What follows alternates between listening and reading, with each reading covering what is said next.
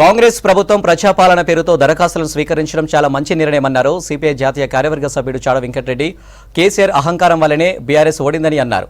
గత ప్రభుత్వంలో జరిగిన నిధుల దుర్వినియోగంపై విచారణ అవసరమని తెలిపారు చాడ. మంచివాడే రాముని పేరుతో కూడా రాజకీయాలు చేసే పరిస్థితి చేస్తున్నాం. తలంబరాలని ఇంటింటికి తెచ్చి ఒక వాతావరణం అయినా ప్రజలు గుడ్డోళ్ళు కాదు, ఎడ్డోళ్ళు కాదు, అమాయకులు అసలు కాదు. చైతన్యం వచ్చింది, అర్థం చేసుకుంటారు. అందరికీ రాముడు అంటే మంచివాడు, ఉత్తముడు, మాట తప్పనివాడు, ఏకనారి గతుడు అని ఇట్లాంటి మంచి అభిప్రాయాలు ఉన్నాయి.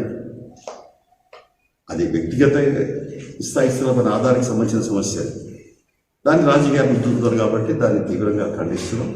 మళ్ళీ కాలు రాయద్దు అని చెప్పి గట్టిగా నిలబడ్డాము. అది వల్ల ఎటకేలకు బీఆర్ఎస్ కేసీఆర్ అహంభావం ఆయన ఓడించింది. ఆయన దాని నుంచి గుణపడక తీసుకోవాలి. ఒకవైపున గత ప్రభుత్వం పైన కక్ష దూరంతో కాకుండా వాస్తవాలు వెలికితీసే దూరంలో ప్రయాణం సాగించాలి.